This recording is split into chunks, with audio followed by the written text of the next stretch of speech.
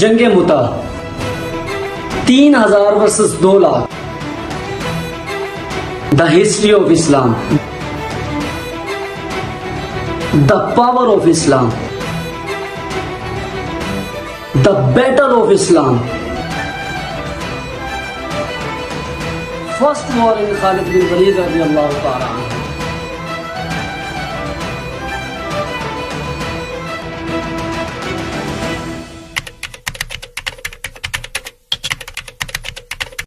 صلح حدیبیہ کے بعد حضور اکرم صلی اللہ علیہ وآلہ وسلم نے اسلام کو عرب سے باہر پوری دنیا کے اندر پھیلانا شروع کر دیا، اور حضور اکرم صلی اللہ علیہ وآلہ وسلم نے یمن، شام اور ایران جیسے بڑے بڑے ممالک کے سربراہوں کو بھی اسلام کی دعوت دینا شروع کر دی، اور حضور اکرم صلی اللہ علیہ وآلہ وسلم نے ان تمام ممالک کے سربراہوں کے پاس اپنے قاصد بھیجے، اور حضور اکرم صلی اللہ علیہ وآلہ وسلم نے جس قاصد کو رومن امپائر یعنی ملک شام کی طرف بھیجا تھا، اس قاصد کو رومن امپائر سے پہلے ہی غسانی کنگڈم کے سربراہ شرحبیل نامی شخص نے شہید کر دیا، اور اس دور کے اندر قاصد کو شہید کرنا ایسا ہی سمجھا جاتا تھا کہ سامنے والے نے جنگ کا اعلان کر دیا، اور حضور اکرم صلی اللہ علیہ وآلہ وسلم نے اپنے اس شہید کا بدلہ لینے کے لیے ایک بہت بڑا لشکر تیار کیا جس کی تعداد 3000 تھی، اور یاد رہے کہ اس سے پہلے مسلمانوں کا کبھی بھی اتنا بڑا لشکر تیار نہیں کیا گیا تھا، اور حضور اکرم صلی اللہ علیہ وآلہ وسلم نے اتنا بڑا لشکر تیار کر کے حضرت زید بن حارثہ رضی اللہ تعالیٰ عنہ کو اس لشکر کا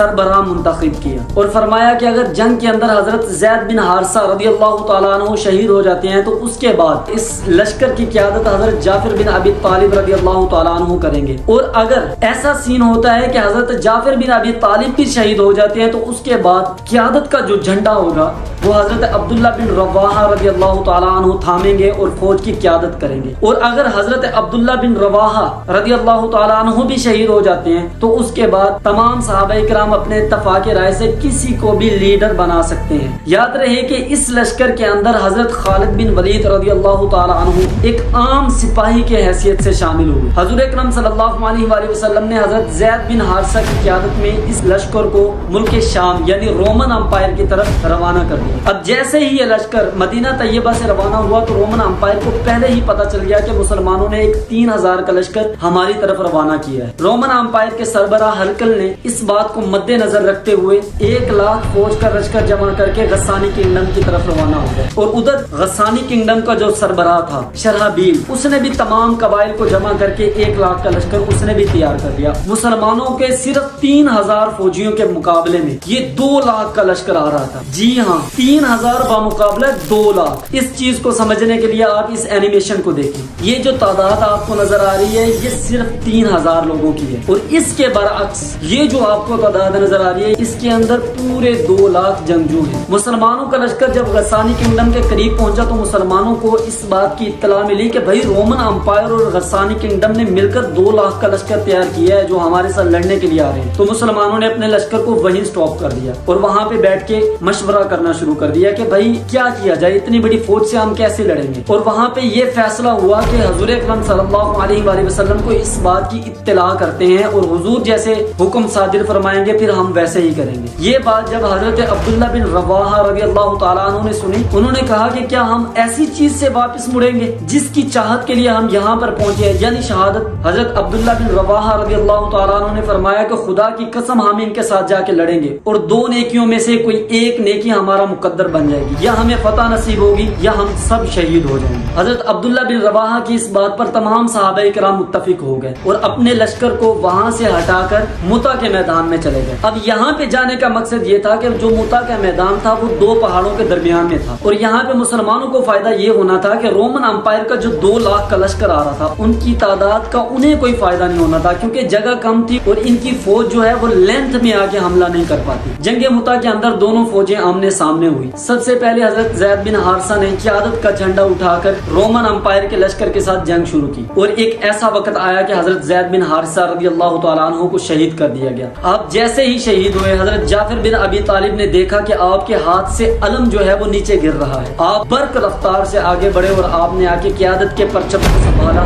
اور ایز اے لیڈر دوبارہ کافروں کے ساتھ جنگ سٹارٹ کر دی۔ حضرت جعفر بن ابی طالب پوری شجاعت اور بہادری کے ساتھ ان کافروں کے ساتھ لڑتے رہے۔ ان کافروں نے حضرت جعفر بن ابی طالب کے اس ہاتھ پر وار کیا جس ہاتھ کے اندر قیادت کا جھنڈا تھا۔ حضرت جعفر بن ابی طالب کا جیسے ہی وہ ہاتھ کٹا آپ نے اس جھنڈے کو دوسرے ہاتھ سے تھام لیا اور کفار نے دوسرے ہاتھ پر حملہ کیا اور اس کو بھی زخمی کیا تو آپ نے اس جھنڈے کو اپنے بغل میں تھام لیا اور زمین پر نہیں گرنے دیا۔ اب کفار نے جیسے ہی آپ کی یہ حالت دیکھی کہ بھائی شیر اب زخمی ہے، موقع ہے اس پر حملہ کیا جائے، وہ سارے حضرت جعفر بن ابی طالب پر ٹوٹ پڑے اور انہوں نے آ کے نیزوں، برچھیوں اور تیروں سے آپ پر حملہ کر دیا۔ اور ایک وقت ایسا آیا کہ حضرت جعفر بن ابی طالب کو بھی شہید کر دیا گیا۔ اس ٹائم قیادت کے جھنڈے کو حضرت عبداللہ بن رواحہ رضی اللہ تعالیٰ عنہ نے آگے سنبھالا۔ روایت کے اندر موجود ہے کہ حضرت جعفر بن ابی طالب کو جسم اقدس کو جب اٹھا کر خیمے کے اندر لایا گیا تو دیکھا گیا کہ آپ کے جسم کے اوپر تلواروں، نیزوں اور تیروں کے بہت سارے نشانات تھے۔ جب انہیں کاؤنٹ کیا گیا ایک روایت کے اندر ان نشانات کی تعداد 70 تھی اور ایک روایت کے اندر ان کی تعداد 90 تھی۔ اور مزے کی بات یہ ہے کہ جتنے بھی نشان تھے اور جتنے بھی زخم تھے وہ سارے کے سارے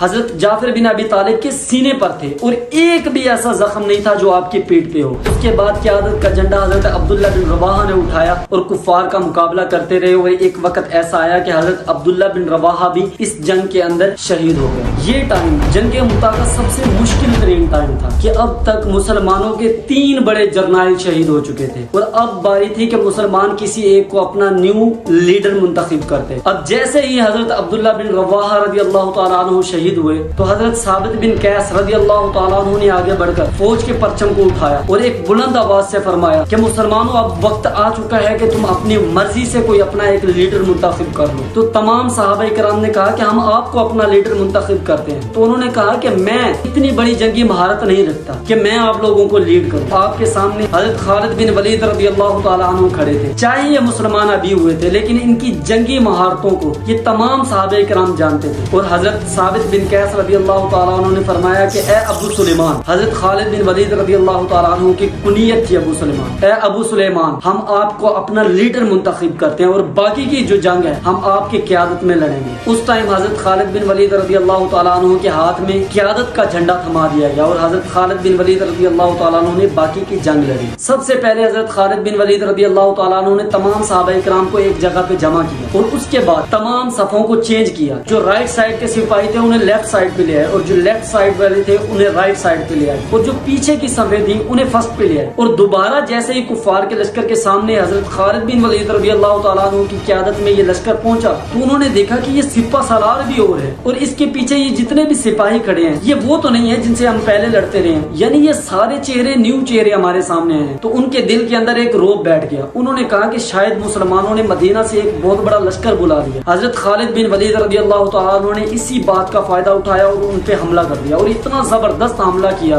آپ اس شجاعت اور بہادری کے ساتھ ان کے ساتھ جا کے لڑے کہ آپ نے کفار کے سر پہ 9 تلواریں توڑی۔ اب کفار کو جو لشکر تھا اس کے اندر لرزہ طاری ہو گیا کہ بھائی یہ ہو کیا رہا ہے۔ اب حضرت خالد بن ولید رضی اللہ تعالیٰ عنہ کو پتا تھا کہ یہ دوبارہ سمجھ جائیں گے، اب وقت تھا کہ مسلمانوں کی فوج کو اکٹھا کر کے پیچھے ہٹا جائے اور اس طریقے سے ہٹا جائے کہ یہ لشکر دوبارہ آپ کے پیچھے بھی نہ آئے۔ حضرت خالد بن ولید رضی اللہ تعالیٰ عنہ نے اس لشکر پر 1-2 زبردست اسٹرائک دی اور اس کے بعد پیچھے ہٹے۔ اب کفار کے لشکر نے دیکھا کہ بھائی یہ پیچھے ہٹ رہے ہیں، یہ بھی ان کی ایک بہت بڑی چال ہے، لہٰذا ہم خالد بن ولید کے پیچھے نہیں جائیں گے۔ مسلمانوں کا لشکر آہستہ آہستہ پیچھے ہٹتا گیا اور رومن امپائر کا لشکر بھی وہاں سے پیچھے ہٹ گیا، مسلمانوں کے پیچھے نہیں گیا۔ حضرت خالد بن ولید رضی اللہ تعالیٰ عنہ مسلمانوں کے لشکر کو لے کے مدینہ کی طرف روانہ ہو گئے۔ اب جیسے ہی آپ مدینہ کے اندر پہنچے مدینہ والوں نے آپ کے اوپر مٹی پتھر پھینکنے شروع کر دیا اور کہنا شروع کر دیا کہ آپ جنگ کے میدان سے بھاگ کے واپس آئے ہیں۔ حضور اکرم صلی اللہ علیہ وآلہ وسلم کو جب اس بات کی خبر ہوئی آپ باہر تشریف لائے، عوام سے مخاطب ہو کر آپ نے فرمایا کہ یہ جنگ سے بھاگ کے نہیں آئے بلکہ یہ ہماری